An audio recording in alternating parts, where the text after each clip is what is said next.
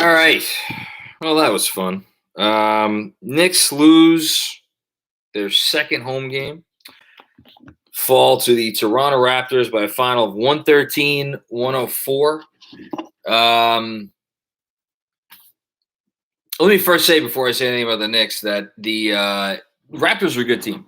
And if I know they had a 4-3 record before this game, Knicks were 5-1. The number that was much more interesting to me is that the Knicks were the 7th ranked net rating team coming into this game, and the Raptors were the 8th ranked net rating team in the NBA coming into this game. So not a lot separated these teams. After this one, I suspect those numbers will get quite a bit closer or potentially flip. OG Anunoby is going to be an all-star this year. He played like it tonight. He was the best player on the floor. He's really good. And the Knicks had no answer for him. So before, again, we say anything bad about what the Knicks did, and some good about a couple of players on the Knicks, let's just get that out of the way, because this Toronto team is very good. I had a funny feeling they were going to be pretty good this year.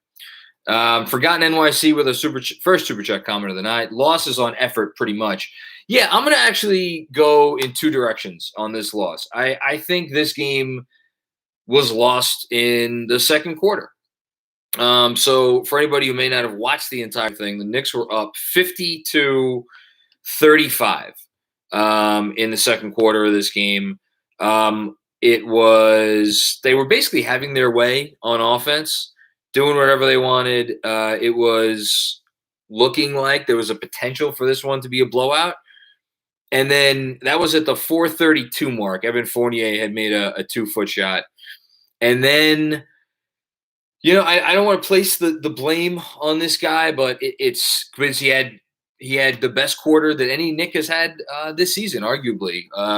Right there with RJ Barrett's fourth quarter against the Pelicans. But Julius Randle over the 3 minutes to follow had 5 consecutive possessions that I think it was 5, definitely 4, may have been 5, where he either took a tough look because he was trying to go one-on-one against OG Anunoby in what was clearly a matchup that was personal to him, especially coming off the last 2 games, or a turnover. And the Knicks lead went from 50-35 with just under 4 minutes to go, or just over 4 minutes to go, to 52-48 with 1:23 to go after Gary Trent Jr. made a 3-pointer.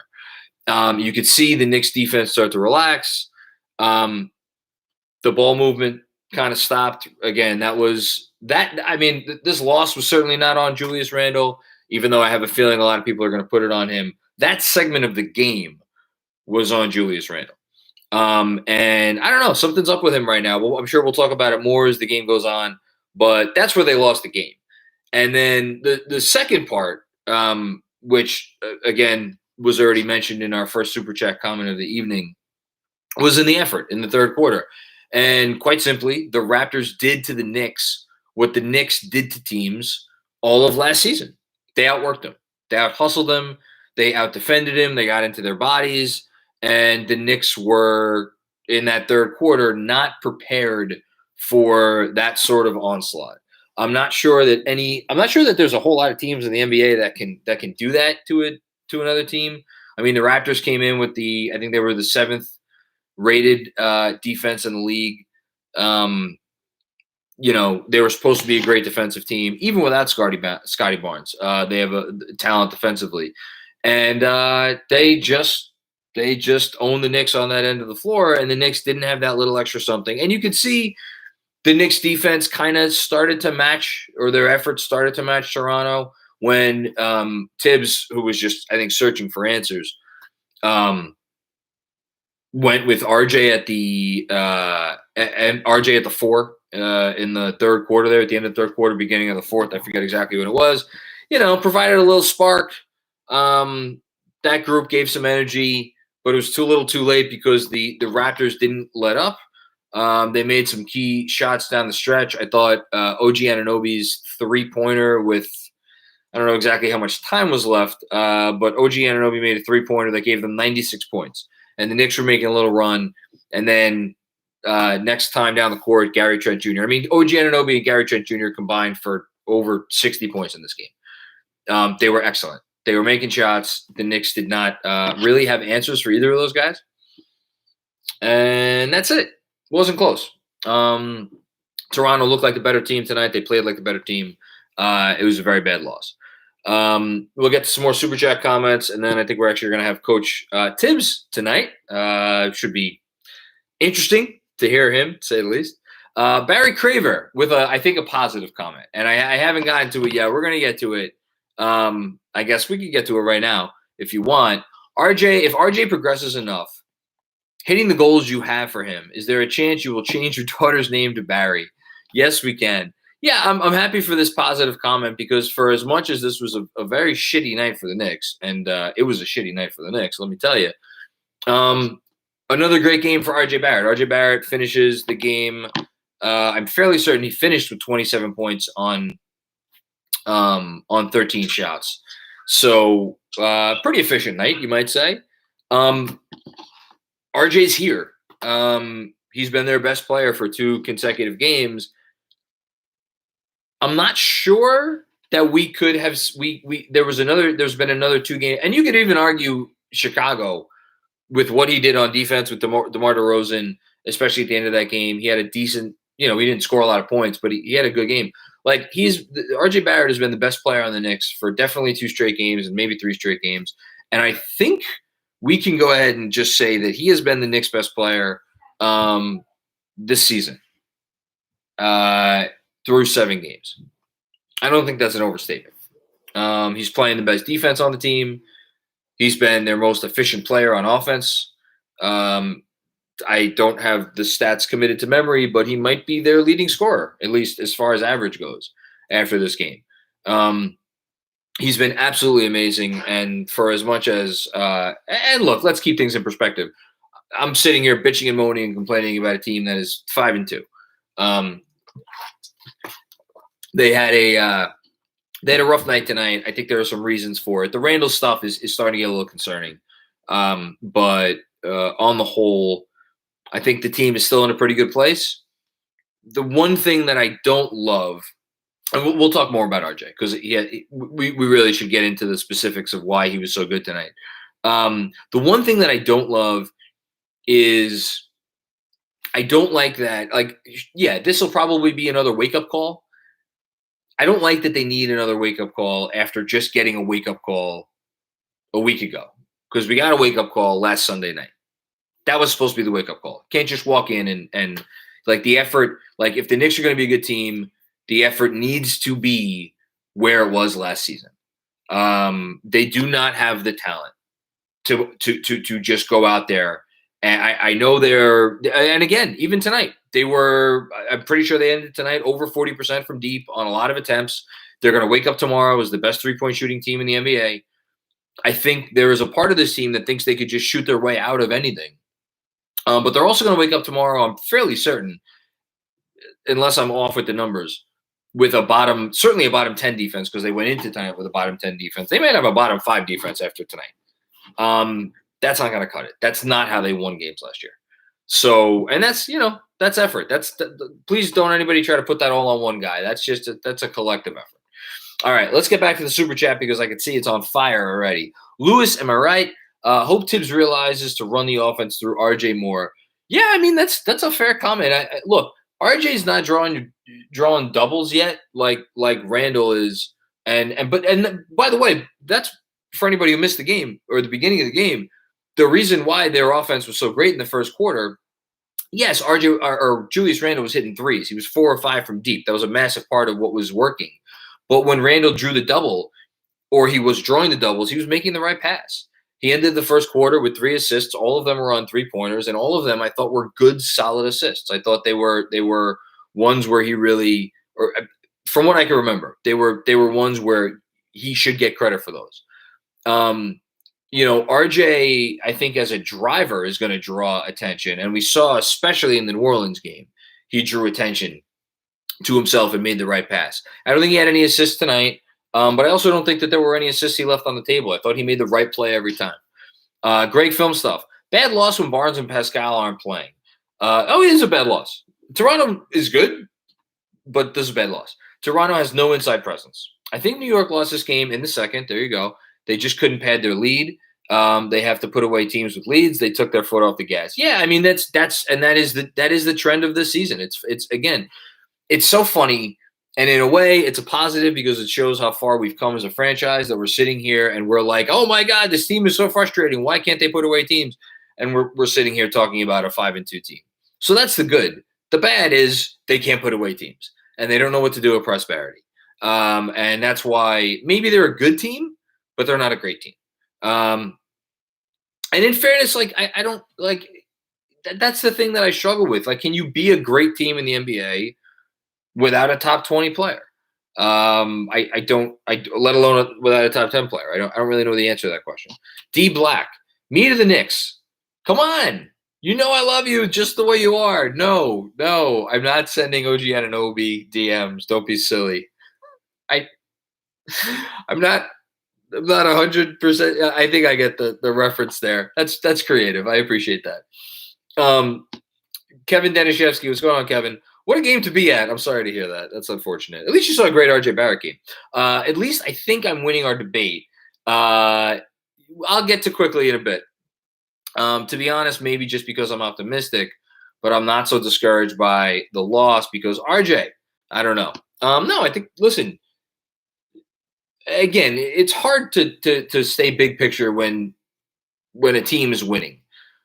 But if we're thinking big picture about the franchise, don't get me wrong, this year is important and these games are important, but like RJ Barrett's development is still the most important thing about anything that goes on with the Knicks. Forgotten NYC, as everyone predicted, the open threes are starting to go in for opponents compared to last year. Yeah, but here's the difference tonight. The difference tonight, like, there are open threes and then there are open threes. And last year and even a bunch of times this season, I thought they did this in the Chicago game. I thought they've done this in some other games. Like when there's a guy flying out and making that extra effort, even though they know they're not going to get there. Like that's the thing about a Thibodeau defense that plays this style of D. Like the guys know they're not going to like contest the three, but just to make that effort. And that's what we didn't get tonight. We didn't get that extra effort. We got guys just like, I know I'm going to be able to fire this away because there's no one near me. Jason M. That loss was on Randall. Completely cost us the game in the second quarter. God, it's so. I feel like we had some of these games with Randall last year, where he would have a quarter where you're like, oh, that guy's an MVP candidate, and he looked like an MVP candidate in the first quarter tonight, and then just completely and totally and utterly evaporated. And there's no other word for it. Julius Randle evaporated after the first quarter, and I think. OG Anunoby provided the heat for that evaporation. OG Anunoby was better. Wixel Metellus would love to see more sets for RJ or offense starting with him. Ideally, not during desperate attempts to come back in a game we should have won. I don't think we should have won this game. Again, the better team won tonight. I'm not going to say they couldn't have won this game. They certainly could have, but not with that effort, obviously. With their regular effort, I think they probably would have won. But it's yeah. I don't know.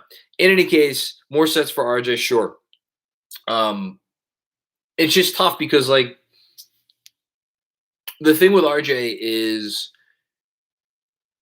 in terms of like ISOing him or not, it doesn't have to be an ISO, but running more sets for him, yes.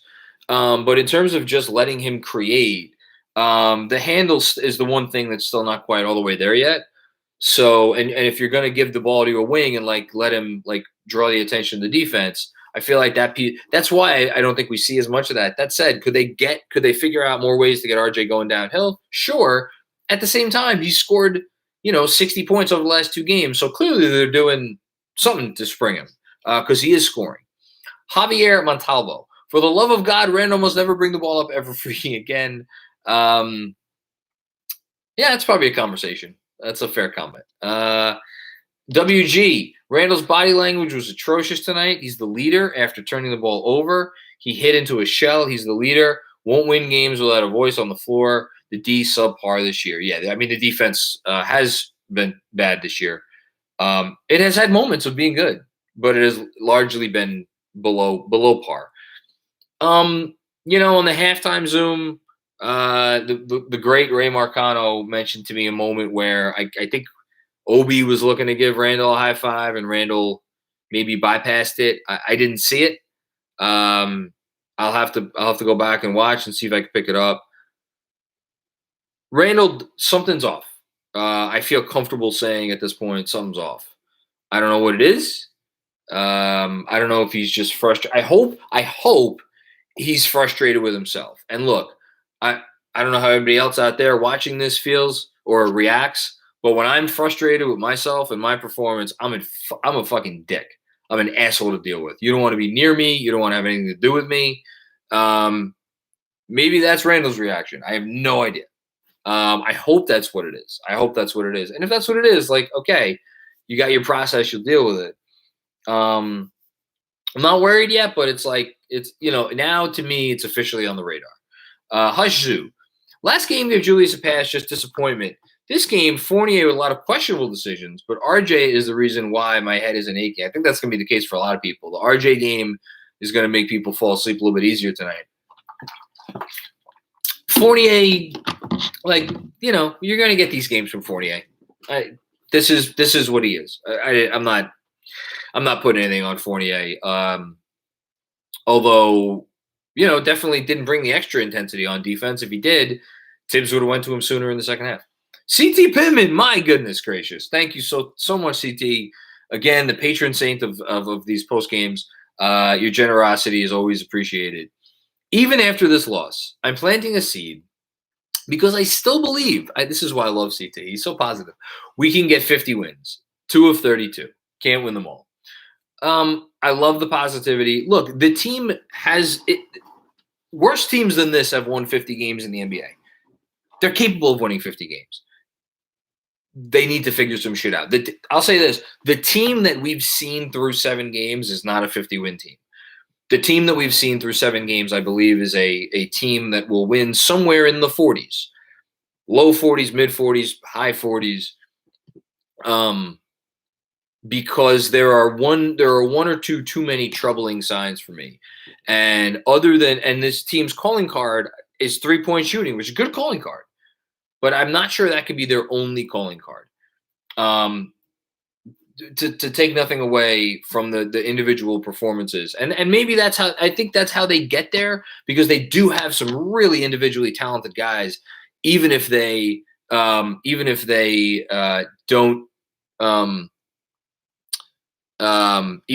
don't have a top 20 player between Randall, RJ, Kemba, and Fournier. They got 4 pretty damn good ones, and then I think the bench is good too. Although Rose has been a little bit rough of late. No, I got that one, Andrew. If RJ progresses enough, hitting the goals you have for him, is there a chance? I'm not going to change my daughter's name to Bari. Maybe if I have another daughter, although I don't expect to have another daughter. Regular Joe. I defended him the other night, but that stretch by Julius, again, another one of these comments tonight, almost single-handedly gave the Raptors all the momentum they needed to take this W. No disagreement there. By the way, Tibbs still not out. We haven't seen one of these lengthy waits from Thibodeau yet this year. I imagine he's laying into his team right about now. Look, you can't. No, I'm not changing my daughter's name. That's what people really wanted to know. I can't put the loss all on one guy. The second quarter was huge. The third quarter, lack of defensive effort. And I thought it was telling you went to Jericho Sims. I know Taj Gibson left and couldn't return with an ankle. But, I think he was looking for a spark. I think it was really interesting. You don't think he would feel comfortable going to Julius for 24 minutes in the second half and go? He clearly went small with RJ at the 4. I think he was looking for a spark, and that effort falls on everybody. All right, we got Tibbs.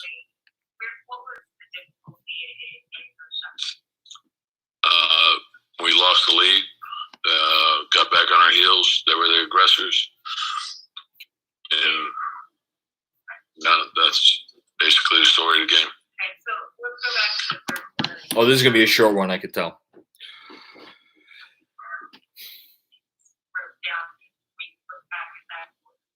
No, it was really the middle of the second quarter. That's where the game turned. So we got back on our heels. We turned the ball over. We gave them fast breaks, and then we gave them hope. And then we gave them hope. Got drilled.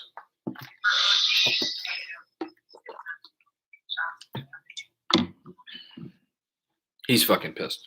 He's a good player. Played hard, played really hard. Their team played hard, and that's usually what happens when the team is shorthanded. They're going to play with great intensity, and if you don't have an edge, it's not going to be good. Every player in this league is a great player. You can't get here without being great. So everyone's capable of beating you, and we have to play with an edge. We have to play for 48 minutes. So we have a lead. We got to play tough with a lead. We didn't do that. So they hurt us with second chance points. They hurt us with steals. They hurt us with fast break. And so those are things we have to correct.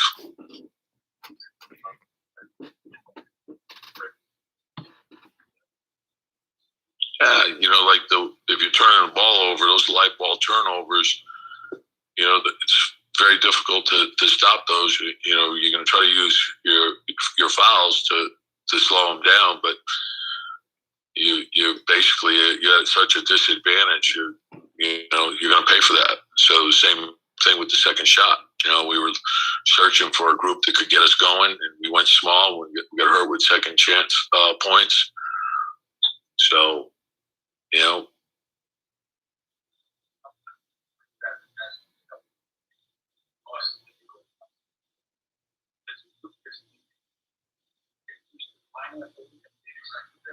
well, I'd say, and that's the thing about this league. It's a long game. It's a 48-minute game. With the three, you can make up ground quickly, and they did. So fast break, transition threes, Trent hurt us. Offensive rebound, kick out dagger threes, they hurt us. And so most of those things they're effort things, and so I thought their ball pressure, got us back on our heels. I thought, sometimes you just got to own your space. You can't. It's a new one. I like that. You got to get them off. Sometimes you got to own your space. Write that one down. And the game tells you, what happened is if they load up, we got wide open shots, and and a lot of it was off drive and kick. So you got to read the game, and when put it on the floor, and you got to spray. And when we did that, we were able to find them. If they're going to commit to sending two to him, he's got to keep moving, and we got to keep searching. That's right. And the game tells you who's getting the shot. We don't want to take bad shots. We want to take good shots. So anytime there's two on the ball, it's good. It should be easy offense for everyone else. So, but he's the type of player that's going to command a lot of attention. And so we have to take advantage of that. It feels like the most direct shot he's taken at Randall. Not a shot, but just the most direct criticism he's taken of Randall. Before I make a judgment, I like to watch the film. Obviously, I thought in the first half we did some good things. Then we got away from that, and that's where you have to have the discipline to continue to do what you're supposed to do, and you got to read the game. If we're driving into traffic and we felt like we were getting hit, but that those calls weren't being made, so that's fine. That's part of the game. But you can't just continue to do the same thing. We got to. What got us those shots was the unselfishness. Was okay. Drive the ball, get your spacing, and make your rim read. Keep the game simple. The game tells you what to do. When we do that, we're really good. It's not complicated. Sprained ankle. Yeah. Sprained ankle for Taj.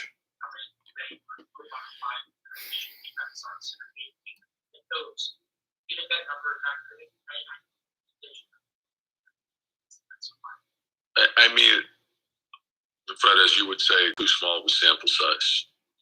So, Fred Katz asked something. And the thing is, we look at that every game, and I think it could be better. And it's something that we have to continue to work on: challenging shots, containment of the ball, moving on the flight of the ball, reading the ball, stance vision. I mean, there's a lot of things that we have to, you can get a win and feel good, and then usually that's when you get knocked down. You start feeling too good about yourself. You're not going to have the right edge.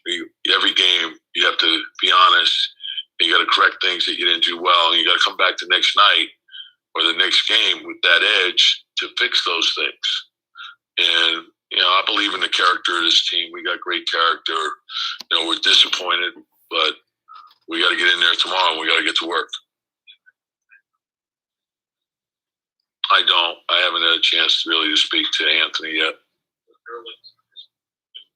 Yeah, he warmed up, and Nerlens felt he needed another day. So felt he needed another day. Tomorrow.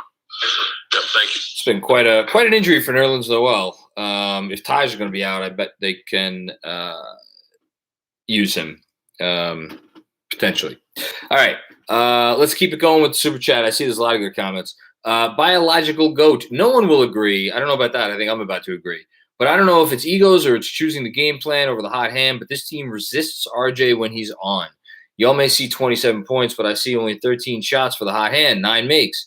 It's a very fair comment. It's a very, very fair comment. And yeah, they could have gone to RJ more for sure. I don't know, is that why they lost the game? I didn't feel like their offense. The reason their offense was an issue in the second half was because Toronto unnerved what they were doing. So for all I know, maybe they were trying to put stuff in motion to get the ball, and nothing was working. That's the thing. Nothing was working because Toronto was just out-physicaling them. Out-physicaling them. And what do you do with that? I mean, your best guys kind of have to take over, and like Randall, it's funny. We criticize him for the second quarter. He didn't really force it during the third quarter. I think they were trying to do the right things. I don't know. That third quarter was just bad. Like Toronto's defense, like what do you do when a team with those types of defenders, and they have a lot of good defenders, really gets into you? It's tough. You guys got to make plays, but to your point, they could have given RJ more of a chance to make plays, and they didn't. Jeremy Chase, what's going on, man? Raptors had 23 more field goal attempts, won the turnover battle 17-9, killed us on the offensive boards, and 21-3 in fast break points. Nice job, Jeremy, because I know you had that comment before Tibbs got up on the podium. He just basically said all of that verbatim. So you and Tom Thibodeau were thinking along the same lines. That's a hustle loss. Not great. Yeah. Not going to win a game with all that stuff. Good job by you pointing out all of that. But again, it goes hand in hand with the hustle stuff. Dom Cappuccini, what's going on, Dom? For good or bad, this team is much different than last year. It is much different than last year. Tonight, we were reminded again of the bad. Unless they figure out cleaning up the sloppiness on both ends, it's hard to imagine a record much different from last year. I mean, a record of last year's team over an 82-game season is a 47-win team. Roughly 46 and change, 47-win team. I predicted 47 wins before this season. That was always the number that I kind of had in mind. I still think that's a very fair number, a number I'd be happy with. But you're right; they're different. They're offensively, they're so much more gifted. It's not even funny. And I know Bullock. There was a clip going around Twitter earlier today of Bullock doing some. Using like a double screen around the top and making a kick out to Frank in Dallas. Look, Fournier gives this team as much of an added dimension, arguably, as Kemba.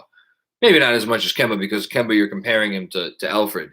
But like those two guys just add so much, and obviously the shooting. It's but they're you can't just replicate being the feistiest, most pain in the ass team in the league to play. I think they still have it in them, but you got to find it again. And that's why this year is unique. Every year is unique. Courtney Hayes. Tibbs doesn't trust Fournier's defense. I'm not sure I'd go so far as to say that. I think Quickly's defense was better, though, tonight. I'll say that. Opting to stick with an ice cold again IQ too long. Also, we were out physicaled. Yes. Knicks set screens on the perimeter and Raps ran right through them. Yeah, they did. That is one thing. The Knicks don't have a lot of great screen setters. That's maybe one thing that could have unnerved the Raptors. Some better screens. Look, quickly struggling right now. I was momentarily very encouraged by the 3-pointer that he hit from like way downtown. When you know, I didn't even see him on the screen. It felt like it was from 30 feet out. And I'm like, oh shit, he's feeling it again. And then he had what would have been the biggest shot of the game. I think it was RJ found him in the corner for a fairly open corner 3-pointer. It was halfway down. It rimmed out. He had another 3-point attempt after that. He missed it again. You know, the first one of those goes down. I think we're probably talking about a different game. I really do feel if that first shot goes down, they get it within 6 points. I think it was enough time left. He's struggling right now. He's struggling. He's a second-year player. He's struggling. I'm not giving up on Emmanuel Quickly yet, but I do think that Quickly. And again, someone mentioned this on the halftime Zoom for the newsletter subscribers. I think Quickly's defense has been very good. He's not shooting it well, but the rest of his game well. Here comes Julius, by the way. One more comment. The grit and fight from last year has been absent too often at times. No disagreement. If they can't channel some of that back, then it's as if it's a trade-off for skill over will. Is that not fair? It's not unfair, but I think they could still get to the will. They could get to the will part. They could get there. Probably a little bit, especially since we got out had a big lead early. This is Julius, by the way. Definitely said a little bit, but we should have learned from that already. Quickly, what was it that they were able to do after? Nothing. I ain't doing anything. In the third quarter, where would you see the breakdown? You're asking what are the breakdowns in the third quarter? Turnovers. They got a lot of threes. I don't know what they shot for 3-point line, but it seemed like they kept hitting a lot of threes. They were 7 for 11 at one point in the third quarter. And that's a quick way to get back into the game. So definitely the 3-point line, and they were just the aggressors.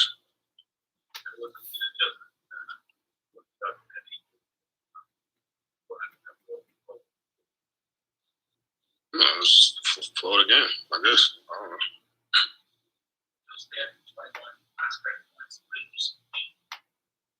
It started with turnovers for sure.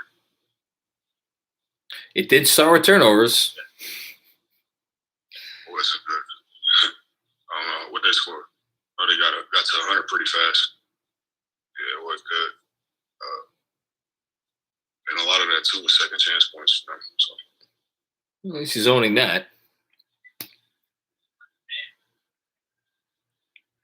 Julius does not look happy. Nor should he.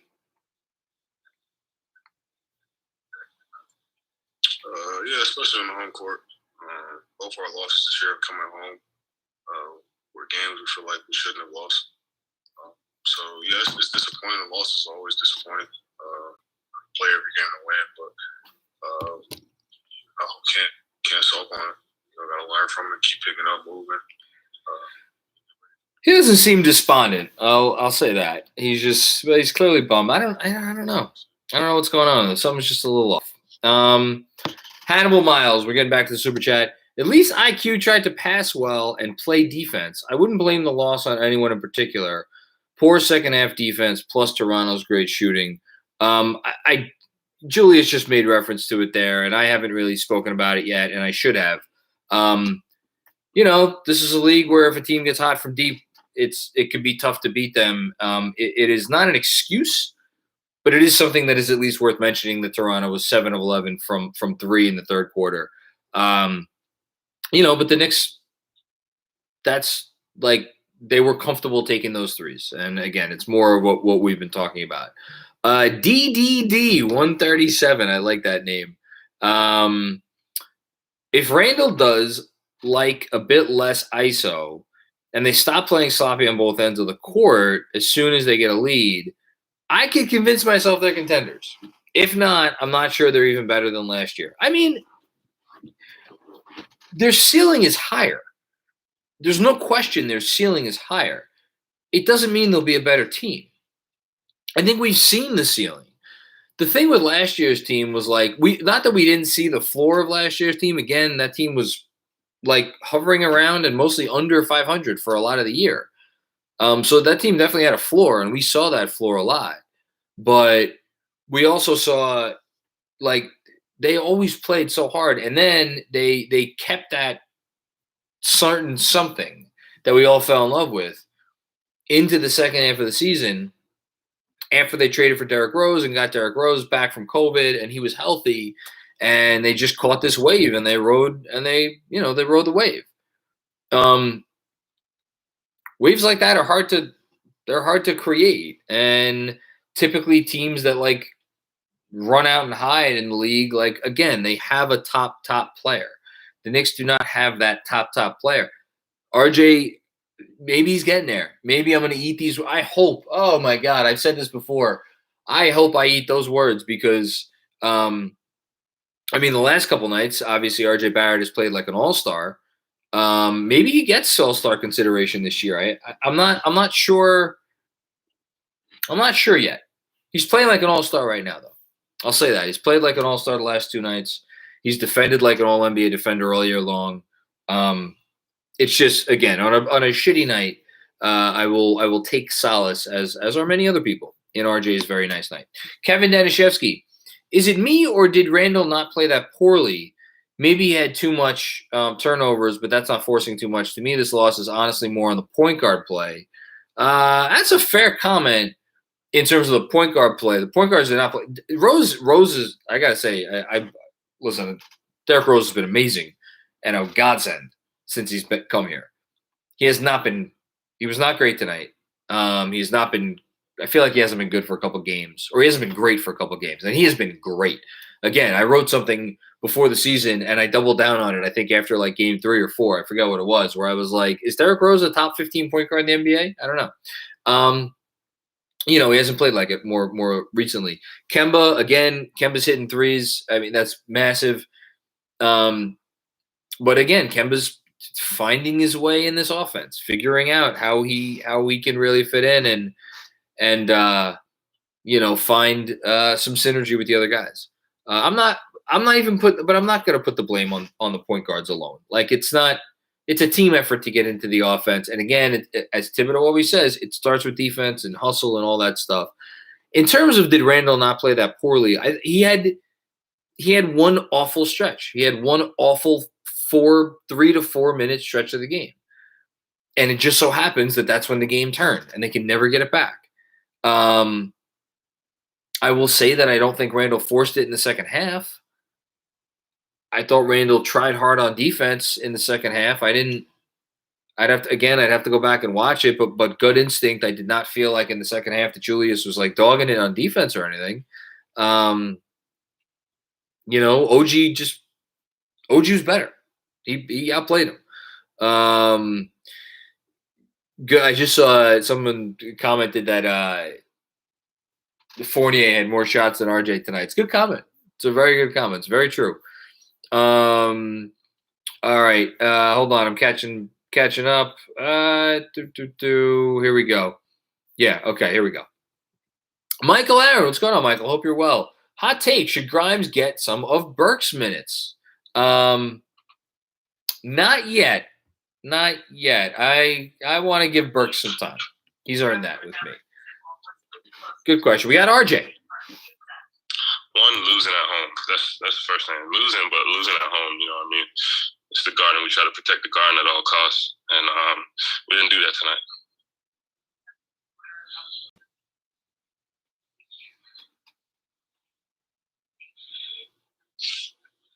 I think they just played harder than us, honestly. They played harder than us.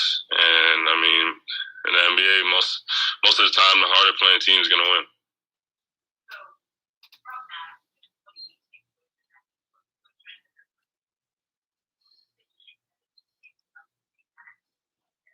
Yeah, definitely.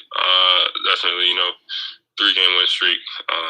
They came out today and, they took it to us. They definitely, like I said, they played harder than us. They took it to us and, they won tonight.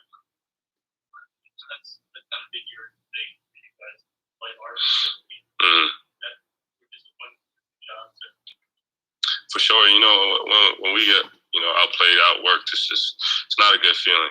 You know, it's definitely not. It is a good ridiculous. Feeling. That's something that, you know, we hang our head on. Is just coming out there and outworking everybody. So today, you know, not being able to do that, definitely not a good feeling. He's very calm.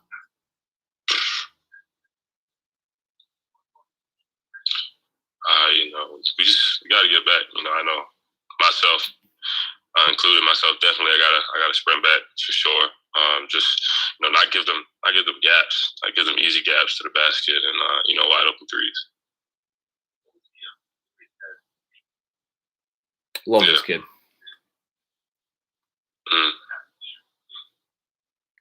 I mean, when someone has it going like that, you know, they focus all their attention on him, and then, you know, the other people were able to kind of get going. But, you know, it's just, I mean, they play a really good defense today. You know, they were pressuring everything, and yeah, whenever one person gets going, that's where they kind of, you know, bring their attention to.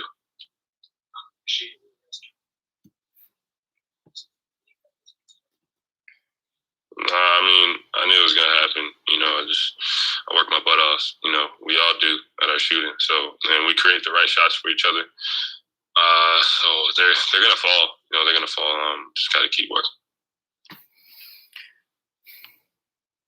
Team defense overall, I thought, you know, I actually thought it was good. I think that, you know, I mean, transition points and then second chance points, those two things, those really killed us more than anything. But you know, in the half court team defense, I thought it was solid. I don't disagree with that. That's fair.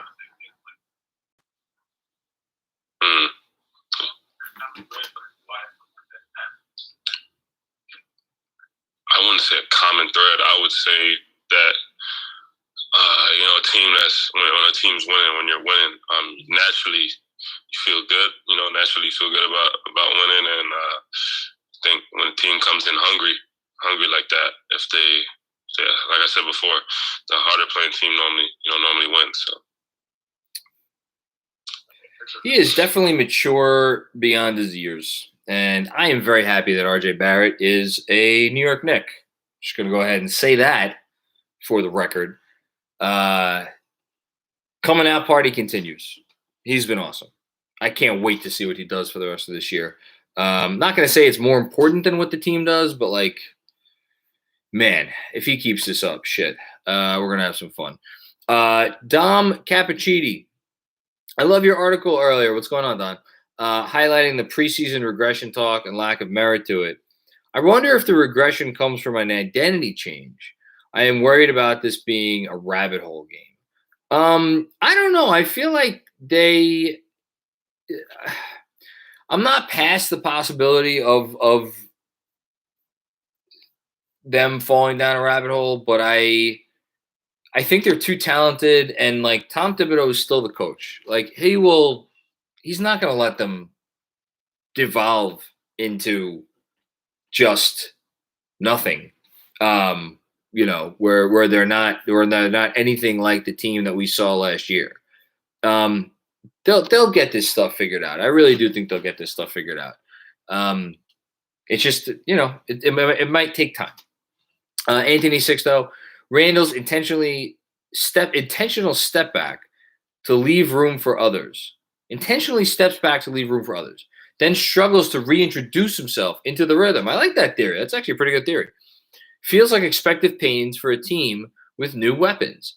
Maybe I'm being too optimistic. No, I think that's a really good theory, actually. Because, again, we're talking about Randall, like, he had this awful game, and again, I'm stealing the comment from a few minutes ago, but, like, Randall ended up shooting 7 for 14. He scored 22 points on 14 shots. Like, you can't say that a guy is, like, commandeering the offense and forcing everything when he only takes 14 shots. It was just that one stretch. It was just that one stretch of the game where I thought it was just so bad. And it was probably unfair of me to open with that, but it's just I mean, Tibbs said it. Tibbs said it himself. We lost the game in the second quarter, but at the same time, that was also on their defense. So, but no, I don't think you're being too optimistic at all. My goodness, CT Pittman, you're back for more. One last thing on Randall. The tape is out there. Yes, the tape is very much out there. His sloppy ball handling leads to turnovers, and when he's frustrated, that's the key. That's the key. Sorry. When he's frustrated, he gets taken out of the game. When he's frustrated, he gets taken out of his game. Watch how teams defend him for the rest of the season. To be continued. CT, you're a wise man. Julius does not hide his frustration well. He's clearly an emotional guy. I thought he fed off of the emotion of last season, and I think it was actually good for him that he was the most talented guy on the team by far, and he knew it. And I think that just made life really easy for him because he knew that he could take his lumps and he could go out there and play loosey-goosey because he's like, look, I just had the worst year of my career. Not numbers-wise. Numbers-wise, his first season in New York was pretty good. But in terms of just like the conversation surrounding the team and the conversation surrounding him and the whole thing, and like we were talking about, let's, dump his salary, whatever. Like, I'm going to, I think that the whole thing, and he obviously put in the work, that was a benefit to him last year. And now this year, again, the book is out. Everybody has the Atlanta tape. And also one thing that can't be understated, Toronto had OG Anunoby. And OG Anunoby is like one of the really few guys who like he could guard anyone in the league. Hopefully RJ turns into that in a few years. Again, I'll spin this on the positive, but I think Randall's going to figure it out. I think Randall's going to figure it out. I think he's going to be fine. I think we just need to give it a little bit of time. Okay. I think we're almost caught up. Dominic Milford, I'm not worried. We had too much ego and no rim protection, no Noel. There was some iffy Sims. As much as I like the effort Sims gave, there were a couple of iffy moments at the beginning of the fourth quarter involving him. But I thought his defense was good. Finding our new weak spots with new personnel. No losing streaks for a long while now, playoffs aside. It's okay as long as we learn.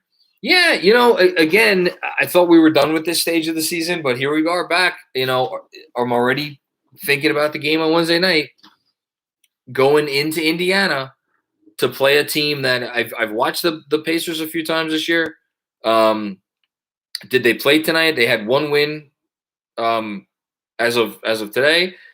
Guess what? They won today. They won 131-118 against the Spurs team that was coming off a win against the defending world champion Bucks, albeit a very injured version of the world champion Bucks.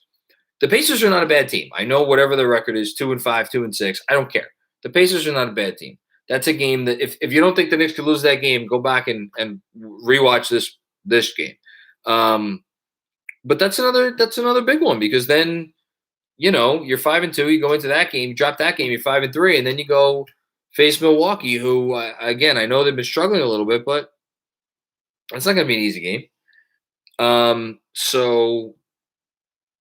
Yeah, this is like they got to get back. If they come out again, I keep saying this. If they come out and they put forth a good performance against Indiana, I'll feel better. But I want to see it. Drew P. RJ's finishing has taken a substantial leap. It's not just his finishing. I quoted some stats I think on the podcast today about his overall efficiency and in particular his finishing around the rim. He's on points per shot attempt this season. He's in the 70. He came into tonight in like the 75th percentile in the league. After tonight, he's probably going to be in the 80th or 85th percentile league wide. He was that good tonight and that efficient tonight. The jump he has made from year 2 to year 3, it's almost as big as the jump he made from year 1 to year 2. It may be bigger. I don't know. It's early, so we'll see. But he looks like what's missing? And it's, again, a really good comment, Drew. And I would talk about him a lot last year. Those 2 or 3 or 4 shots every game where he would drive and put up something that just was like, that has no shot of going in. It's just an ugly looking shot. I don't think we saw even one of those this game. And I don't think we saw one of those last game. And I feel like we haven't seen one of those in a while. We maybe in the very beginning of the year we saw a couple. Not recently. He seems to have snapped out of that. Kevin Wilson, is it me or does RJ already sound like the leader of the team? Oh man, you're really maybe uncovering a can of worms here. I'm really excited about what his future looks like. I don't know. I mean, he's not, because the offense still goes through Randall, but in terms of like the locker room, I don't look. I've never, God knows, I don't know how NBA locker rooms work, but like Julius Randle is a 26-year-old All-Star that the entire organization has, pumped up as the leader of the team. But at the same time, the magazine cover from last year didn't have just Julius on it. It had Julius and RJ. It's not an accident. I don't know, but it's something I'll be thinking about moving forward and looking for, and you got to look for like little signs and whatnot. If that's what happens, that's what happens. Don Cappuccini, thoughts on Mitch tonight? Oh my God, did I really not talk? I've been talking for bad job by me. Horrible job by me. I've been talking for 51 and a half minutes. I have not mentioned, I don't even think I've mentioned Mitchell Robinson's name once. I thought Mitch was awesome tonight. Not perfect, but I thought he was really good. Again, I don't really ever care too much about what the box score says with Mitch. That being said, 12 rebounds, 5 on the offensive glass, 6 points. He did miss those couple of dunks, but like whatever, that was a freak odd thing. Made 2 free throws, which that was great. I think Mitch has been, if RJ's been their best player this year, I do still think, despite his recent struggles, Randall's been their second best player, probably. But Mitch, man, different type of player. But I could not have asked for any more from Mitchell Robinson so far this season. And I think he's been really good. Do you think Noel's return might bring a defensive spark for our front court? I don't know. Hopefully. But I think Taj has been awesome on defense. Just different type of defender. Not worried about RJ or even Evan. How could anybody be worried about RJ? And I'm not worried about Evan either. One other thing I should mention before I get out of here. I thought it was very interesting that Tom Thibodeau went to RJ at the 4 today in the fourth quarter when he was really getting a little desperate. That's a look that I've been really curious about for a while now. I think it gives the Knicks a lot more speed. I think it was probably matchup specific against his team, but it's a look that I wouldn't mind seeing more of. I know the Knicks have a lot of size, but man, the notion of like, and a couple people brought up the idea of getting Quentin Grimes into the rotation. The notion of like a small ball unit, I don't even know who would play the 5.